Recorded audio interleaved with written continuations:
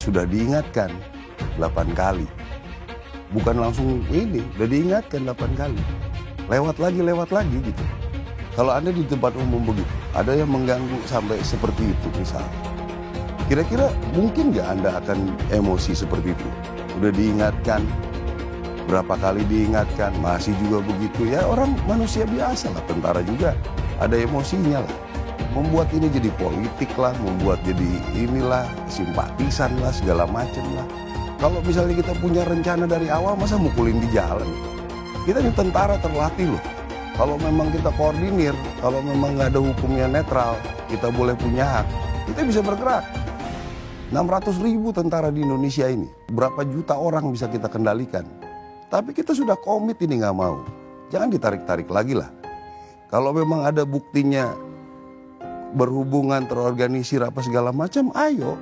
Saya udah bilang saya komit kok. Saya punya anggota saya, dia punya hak juga untuk membela diri. Itu kan hukum. Jangan orang bicara hukum, tapi haknya anggota saya nggak dikasih. Diceritakannya sampai koma, mati, pakai batu kalau 5 hari udah sembuh. Coba. Terus dibilangnya lagi begini hukum keras-keras.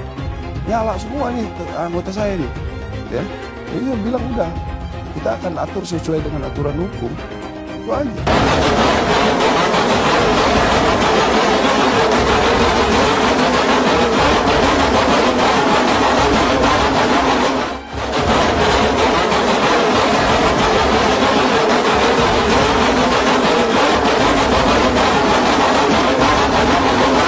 Tahun 2023 menjelang tahun 2024 kemarin ditutup dengan aksi kekerasan. Kalau di atasnya kesannya gemoy-gemoy, ternyata di bawahnya penuh dengan kekerasan. Videonya viral kemana-mana yang menimpa beberapa relawan Ganjar saat mereka pulang dari Boyolali ke Klaten. Ya, dari rekaman itu terlihat kejadian itu, pemukulannya itu dilakukan oleh aparat dan dilakukan di depan markas aparat TNI.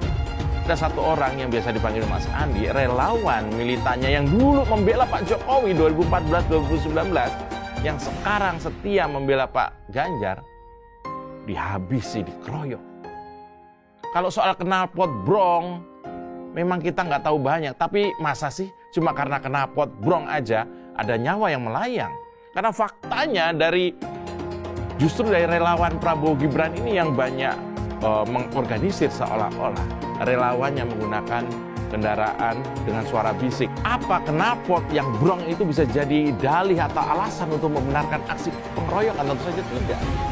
Sedangkan dari kasus yang di Jogja ada 2 pelaku penganiayaan, Bung Muhandi Mawanto yang kemudian juga ditangkap. Tapi memang saya ingin menyoroti salah satu bagi saya adalah potensi kelemahan, yaitu statement dari Komandan Kodim Boyolali. Begitu dilihat dari videonya dan setelah ada penjelasan dari korban, ini ternyata mengkonfirmasi apa yang terlihat di video. Jadi bukan seperti statement yang dinyatakan oleh Komandan Kodim Boyolali. Inilah yang kemudian direspon oleh Mas Ganjar di video tadi. Di situ jelas kalau dari videonya tidak ada proses kesalahpahaman. Yang ada adalah langsung penyerangan. Oknum anggota yang sedang berolahraga ini kemudian keluar untuk menghentikan, membubarkan sampai terjadinya penganiayaan. Ya harus ditindak. Pertama, kepada korban kami sudah melakukan penyantunan. Mas Ganjar sekarang baru saja ini beberapa jam lalu sedang menengok, dan sejauh yang saya dengar dari kalangan TNI sudah ditindak, dan itu memang harus ditindak dan tidak mungkin tidak diketahui pelakunya karena CCTV di jalan itu sudah menunjukkan siapa orang-orangnya dan bagaimana terjadinya. Menyembunyikan hal seperti ini sesuatu yang tidak mungkin, sehingga lebih baik diungkap sebelum yang tersembunyi itu dibuka oleh orang lain yang sudah punya bukti-bukti juga. Gitu aja. Saya kira sportivitas TNI dipertaruhkan dalam hal ini. Tanpa peringatan. Jadi ini tidak ada komunikasi sebelumnya. Karena saya ikuti ceritanya katanya diperingatkan, nggak ada itu. Kalau dari korban nggak ada. Jadi saya ingin luruskan agar tidak bengkok-bengkok.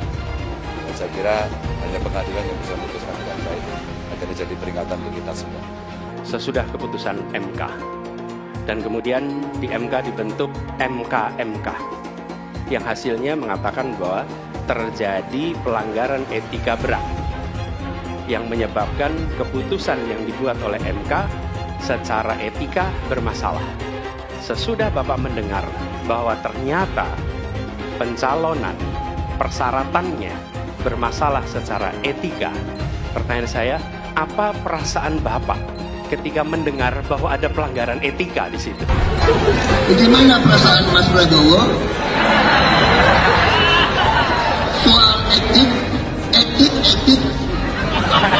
Enggak semua etik. Oposisi itu penting dan sama-sama terhormat. Sayangnya tidak semua orang tahan untuk berada menjadi oposisi. Oke? Seperti sampaikan Pak Prabowo tidak tahan untuk menjadi oposisi. Apa yang terjadi? Beliau sendiri menyampaikan bahwa tidak berada dalam kekuasaan membuat tidak bisa berusaha. Karena itu harus berada dalam kekuasaan. Pak Prabowo, terima kasih Pak. Saya tahu visi beliau, mimpi beliau. Beliau adalah tokoh ya yang genuine. Ini paling penting genuine. Saya merasa alhamdulillah saya bersatu dengan Pak Jokowi. Pada dasarnya kita sadar bahwa kita dua-duanya bekerja untuk bangsa dan negara dan rakyat. Cari teman, rukun, kerjasama, teamwork.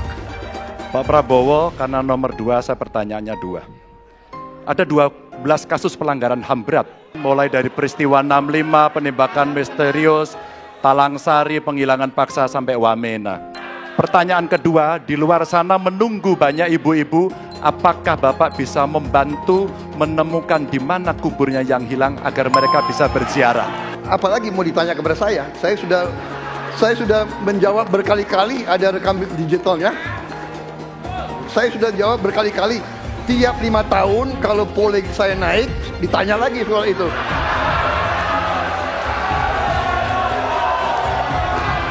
Ya, membela saya, saudara sekalian.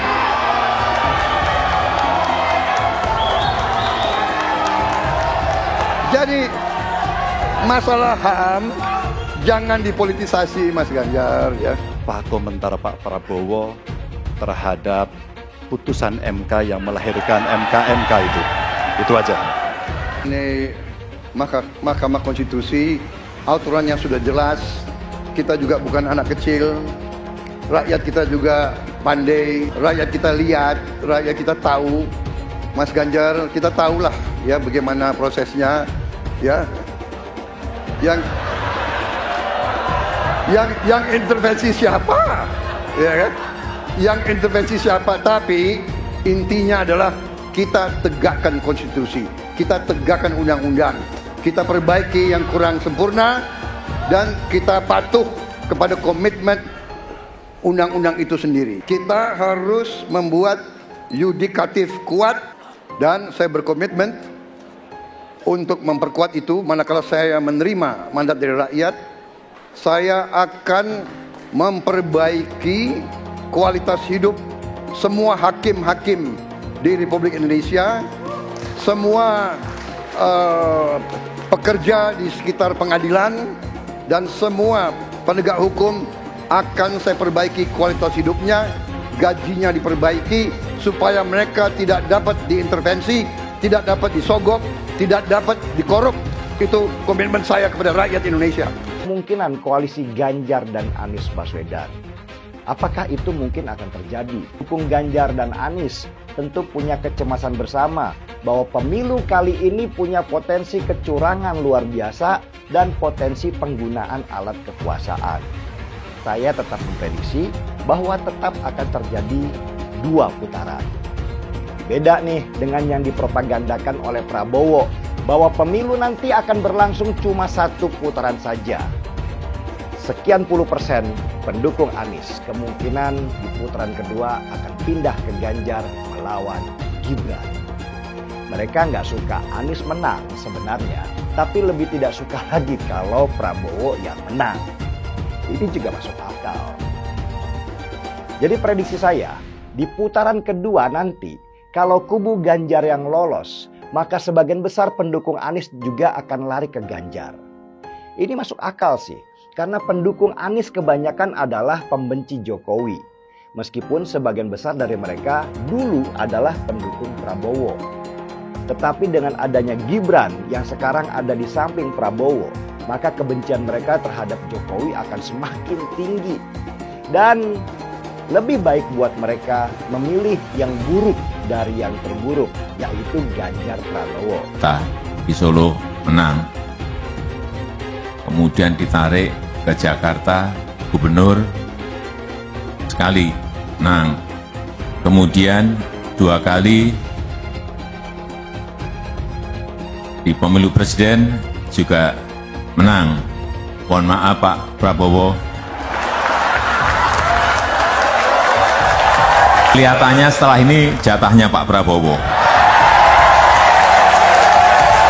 Calon yang saya pilih, saya katakan di sini ya, saya yang pilih, saya yang minta, saya yang memilih. Tidak ada itu dinasti-dinastian. Kalau dinasti merah putih, apa salahnya? Kalau dinasti patriotik, apa salahnya? Tim Prabowo Gibran, Koalisi Indonesia Maju mengatakan, kita akan lanjutkan pembangunan yang sudah dilaksanakan oleh Presiden Jokowi. Kita tidak ragu-ragu mengatakan IKN akan kita lanjutkan. BPJS kita lanjutkan. Kartu prakerja kita lanjutkan. Kartu Indonesia Pintar kita lanjutkan. Hilirisasi kita harus lanjutkan dan akan kita sempurnakan, akan kita tingkatkan saudara-saudara. Karena hilirisasi adalah masa depan bangsa Indonesia. Sebelum saya dipanggil Yang Maha Kuasa, saya ingin melihat bangsa Indonesia menjadi bangsa yang makmur. Saya tidak mau lihat ada kakek-kakek umur 70 tahun masih menarik becak untuk cari sesuap nasi. Saya ingin memberi yang terbaik untuk rakyat saya yang saya cintai.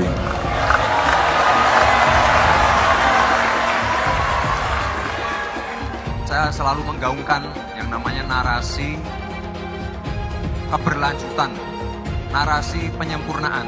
Jadi nggak ada yang namanya arah baru atau perubahan.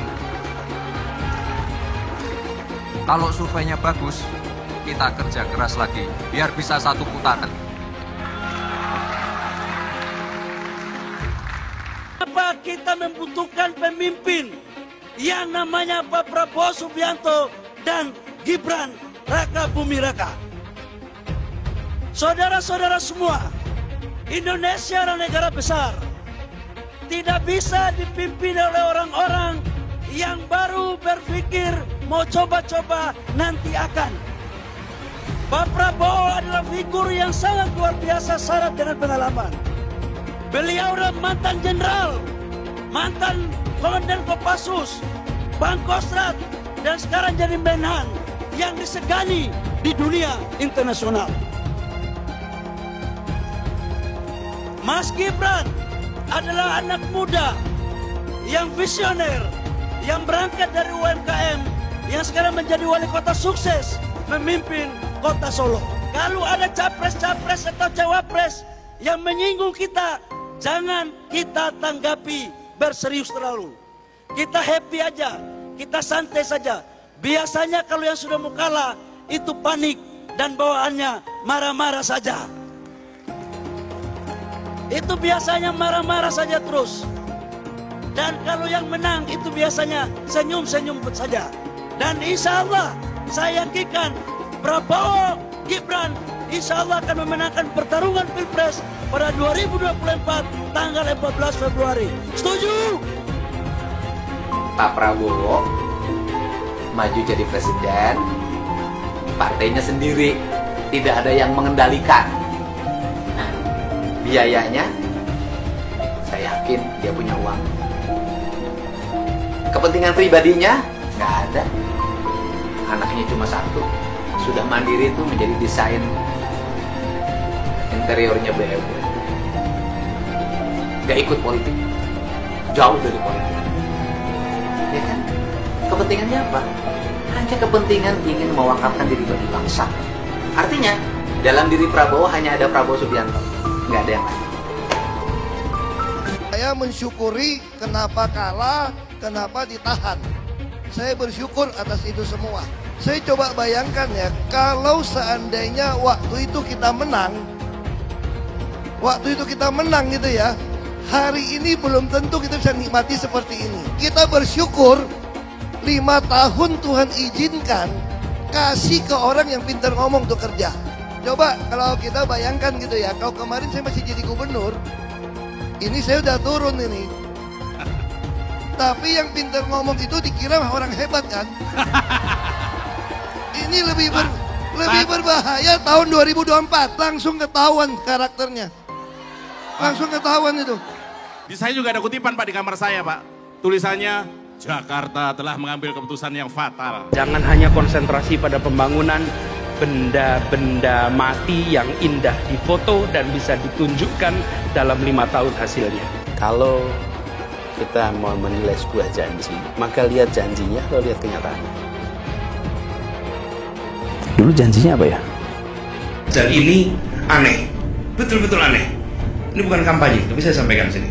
Di satu sisi menyiapkan jalur-jalur air untuk dikirim ke laut, di sisi lain di lautnya dipasang dengan pulau reklamasi, tinggal tunggu waktu jadi rob, air balik. Dan ini melawan sunatullah. Kenapa? Air itu turun dari langit ke bumi, bukan ke laut. Harusnya dimasukkan ke dalam bumi, masukkan tanah. Di seluruh dunia air jatuh itu dimasukkan ke tanah. Bukan dialirkan pakai gorong-gorong raksasa ke laut. Jakarta telah mengambil keputusan yang fatal. Bukan banjir, itu memang parkir air. Bukan banjir, itu memang parkir air. Masyarakat berkeliling dengan membawa toa untuk memberitahu semuanya, termasuk sirine. Ibon 82 miliar. Apa alat transportasi yang dimiliki oleh hampir setiap orang? Alat transportasi yang dimiliki semua orang adalah kaki. Kalau seandainya orang Jakarta percaya Pak Anies jadi gubernur pun, saya berani jamin kok dia akan lakukan normalisasi yang sama seperti saya lakukan kok. Gak usah bohong lah. Ketika air sampai di muara, maka siap untuk dipompa ke laut. Pancasila Soekarno, ketuhanan ada di pantai. Anak Tuhan dari mana? Kalau Yesus anak Tuhan, bidangnya siapa? Besok di seluruh wilayah Indonesia akan katakan dalam. Iblis hanya menggoda orang yang beriman. Makanya jarang-jarang orang kafir kerasukan setan. Yang kerasukan setan itu orang baik-baik. Jarang, saya belum pernah nengok Cina kerasukan setan. Pernah tak Ahok itu kerasukan setan? Enggak, setannya juga. Karena sesama setan jarang saling menggoda. Karena di salib itu ada jin kafir. Karena di salib itu ada jin kafir. Karena di salib itu ada jin kafir. Haleluya. Kepalanya ke kiri apa ke kanan? Kepalanya ke kiri apa ke kanan? Tetap percaya salib itu lambang mulia, bukan jin. Kok ketawa? Aku nggak nyindir siapa-siapa loh. Saya nggak pernah mundur untuk kebenaran, keadilan, kejujuran dan peri kemanusiaan. Gue nggak pernah mundur. Dan gue nggak pernah takut juga sama lu. Siapapun yang rasis, gue akan hadapin. Karena rasis itu tidak berperi kemanusiaan. Sama saya ditanya dulu kan, kamu nyesel nggak statement kamu di Pulau Seribu sehingga masih masuk penjara? Tidak pernah nyesel, karena saya mengatakan kebenaran. Relawan Anies yang mayoritas pengasuh khilafah seperti kadrun FPI dan HTI ingin melengsarkan Pak Jokowi. Dengan menggunakan politik identitas, relawan Anies akan menggulingkan Jokowi. Tapi pendukung Anies lupa bahwa 82% penduduk Indonesia suka dengan kinerja Pak Jokowi. Ingat, di belakang Anies ada ormas pengasuh khilafah seperti FPI, HTI, PA212. Saya yakin sebentar lagi karma Ahok akan mengejar Anies Baswedan. Ada yang menarik dari programnya Ganjar Pranowo yang dikeluarkan baru-baru ini, yaitu internet gratis. Internet gratis. seberapa mungkin sih bikin program itu? Kan untuk bangun infrastruktur internet itu sangat mahal. Apa mungkin internet gratis itu bisa jalan di Indonesia? Pertanyaan-pertanyaan ini muncul di kepala saya dan membawa saya akhirnya bertemu dengan salah seorang anggota tim yang membuat programnya Ganjar dan Mahfud. Jadi logika sederhananya begini. Kalau jalan raya adalah bagian dari infrastruktur darat, internet itu adalah jalan di langit. Kalau jalan di darat saja bisa gratis, kita pakai untuk mobilitas. Kenapa internet sebagai infrastruktur langit itu nggak bisa dijadikan fasilitas umum di mana kita menggunakannya secara gratis? Apa coba bedanya? Sesudah saya ngobrol dengan timnya Ganjar Mahfud, akhirnya saya ketemu tuh logika berpikirnya. Dan ini yang sering saya bincangkan dengan seorang teman. Kenapa sih internet kita itu harus bayar?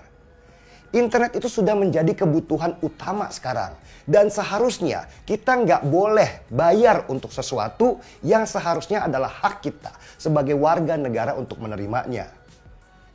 Dan catat, di mana pendapatan pemerintah? Ya dari pajak lah jelas. Semakin tumbuh ekonomi, pemerintah juga semakin tumbuh pendapatan pajaknya. Dan ketika saya ngobrol dengan seorang pakar ekonomi tentang internet gratis ini, pakar itu langsung menghitung pendapatan 10 tahun ke depan dan dia kaget. Karena dari hitungan dia saja, pendapatan negara dari ekonomi digital bisa naik sampai 2.500% dari yang sekarang ketika internet itu digratiskan. Untuk membangun jalan darat juga biayanya dikeluarkan oleh pemerintah. Dan kita sebagai warga menggunakannya secara gratis. Jadi kenapa internet itu nggak bisa seperti itu? Kenapa? Loh, bangun infrastruktur internet kan mahal bang, kata teman. Ya, begitu juga dengan bangun infrastruktur darat. Mahal juga. Tapi kan lihat dampaknya. Dampaknya kan ke ekonomi juga. Orang bisa bangun usaha di atasnya, bisa mencari uang, sehingga ekonomi di sebuah daerah yang jalannya bagus, itu akan tumbuh lebih cepat dari ekonomi di suatu daerah yang jalannya rusak. Dan begitu juga dengan internet. Ketika internet itu digratiskan, kecepatannya ditambah, lebar jalannya juga, maka akan tumbuh ekonomi-ekonomi baru lewat internet itu. Saya takut kalau program internet gratis ini cuman jadi program retorika saja untuk menarik para pemilih. Miriplah kayak program makan gratisnya Prabowo yang saya bilang itu program yang bodoh. Karena menghabiskan dana sampai 400 triliun rupiah dan tidak memberikan tambahan apa-apa. Kecuali membangun mental pemalas dan peminta. Seperti kata seorang kiai kampung waktu ketemu Prabowo ketika Prabowo presentasi tentang program makan gratisnya. Beri kami kail pak, beri kami umpan, jangan beri kami ikan. Daripada makan gratis, logika berpikir saya lebih cocok dengan internet gratis ini. Nah, kalau kalian bagaimana?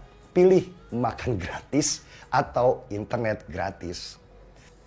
Jadi, konsep internet gratis itu menjadi sangat mungkin kita lakukan di Indonesia. Jadi kenapa harus nunggu? Anggap aja lah untuk bangun infrastruktur langit oleh pemerintah itu konsepnya adalah investasi. Nanti dari hasil investasi itu pendapatan negara diambil dari pajak ketika ekonomi digital kita tumbuh. Dan banyak kok negara-negara yang sudah membangun internet gratis di berbagai negara. Negara maju seperti Inggris, Jerman, Singapura, dan lain-lain. Sementara mereka bikin wifi gratis di banyak tempat. Dan dari yang saya dapat, ada beberapa negara yang internetnya sudah pada gratis. Seperti Irlandia, Kroasia, Lituania, dan lain-lain. Menarik kan ide internet gratis itu? Ada pertanyaan lagi nih. Kalau pemerintah bikin internet gratis, apa para provider seluler itu nggak pada bangkrut? Ya enggak lah. Jalan juga ada yang gratis dan ada yang berbayar. Jalan tol itu berbayar loh. Provider seluler bisa mainkan di internet premium. Lebih cepat dan lebih lebar jalannya untuk usaha menengah dan besar. Tinggal warga yang pilih mau internet gratis dengan kecepatan sekian atau berbayar dengan kecepatan yang sekian. Itu aja. Kalau saya sih saran ya untuk timnya Ganjar Mahfud, bilang aja lah internet gratis untuk seluruh rakyat Indonesia kalau mereka nanti memimpin negara. Gak usah malu-malu lagi dengan bilang sementara hanya untuk siswa. Tinggal dibikin kajian yang mumpuni, maka bisa kok kita punya internet gratis sesuai amanat Undang-Undang Dasar 45 ayat 3 di pasal 3. Semakin dekat Pilpres, relawan Anies semakin beringas dan Anies semakin galau. Dengan menggunakan politik identitas, relawan Anies akan menggulingkan Jokowi. Relawan Anies yang mayoritas pengasuh khilafah seperti kadrun FPI dan HTI ingin melengsarkan Pak Jokowi. Tapi pendukung Anies lupa bahwa 82% penduduk Indonesia suka dengan kinerja Pak Jokowi. Saya pikir kalau terjadi baku hantam, maka ada 82% yang akan menghajar kadrun pengasuh khilafah itu. Nasdem pun semakin pusing melihat Anies karena elektabilitas Anies semakin jatuh. Dan banyak kader-kader Nasdem terjerat kasus korupsi, seperti belakangan kasus korupsi BTS. Kasus korupsi 8 triliun yang dilakukan oleh kader terbaik Nasdem yaitu Johnny G. Plate, ini sangat menghantam Partai Nasdem, Menteri dari Kementerian Pertanian, di mana ini juga adalah dari Partai Nasdem. Apalagi belakangan ada 120.000 kader dari Partai Nasdem pindah ke Partai Perindo. Semenjak Nasdem mengusung Anies, banyak sekali petaka yang diterima oleh Nasdem. Apakah ini merupakan karma dari Ahok? Silahkan komentar di kolom komentar. Yang jelas saya tidak akan memilih Anies, karena Anies bukan pribumi yang jelas. Dan Anies juga merupakan antitesis daripada Jokowi. Antitesis artinya bertolak belakangan dengan semua kebijakan Jokowi. Anies sudah terang-terangan menyebutkan dia tidak akan melanjutkan kinerja dari Pak Jokowi. Tidak ada infrastruktur yang akan dibangun jika Anies memimpin Indonesia 5 tahun ke depan. Lagi pula Anies juga didukung oleh khilafah dan pendukung Anies dari ormas seperti FPI dan juga HTI. Apa kita mau FPI dan HTI kembali di Indonesia jika Anies memimpin? Anies adalah bapak politik identitas yang menghalalkan segala cara untuk menggapai kekuasaan, termasuk menggunakan politik identitas berbasis agama. Kita lihat di kasus Ahok. Kita sudah bisa melihat kinerja Anies selama 5 tahun di Jakarta, dan ini merupakan rekam jejak Anies Baswedan. Tidak ada satupun janji yang dipenuhi, dan tidak ada kinerja yang bisa dibanggakan. Dari DP 0%, OKOC, kelebihan bayar, Formula E, banjir, sumur resapan, jalan rusak, dan gonta-ganti nama jalan. Jadi saya rasa tagline perubahan yang diusung Anies adalah tagline merubah kata korupsi menjadi kelebihan bayar, supaya semua koruptor tidak dijerat oleh pasal korupsi. Karena mereka semua hanya melakukan kelebihan bayar. Jadi perkataan Ahok sudah terbukti, dan Jakarta sudah menjadi korban. Jangan biarkan Indonesia menjadi korban kibulan Anies Baswedan. Suara minoritas jangan lagi merasa takut untuk memilih pemimpin yang membela hak minoritas. Karena Anies jelas hanya memanfaatkan suara minoritas untuk mendapatkan suara. Ingat, di belakang Anies ada ormas pengasuh khilafah, seperti FPI, HTI, PA212. Saya yakin sebentar lagi karma Ahok akan mengejar Anies Baswedan. Begitu saja opini saya hari ini. Tuliskan opini kalian tentang Anies Baswedan di kolom komentar. Dan juga tuliskan pendapat kalian tentang people power oleh relawan Anies untuk melengsarkan Pak Jokowi. Tuliskan pendapat kalian. Jika kalian siap untuk melawan people power yang digaungkan oleh relawan Anies, ayo tuliskan lawan people power di kolom komentar. Pastikan Anda semua like video ini dan bagikan video ini ke teman dan family Anda supaya mereka semua mengetahui tentang informasi ini. Tekan tombol subscribe dan bunyikan lonceng notifikasi supaya kamu tidak ketinggalan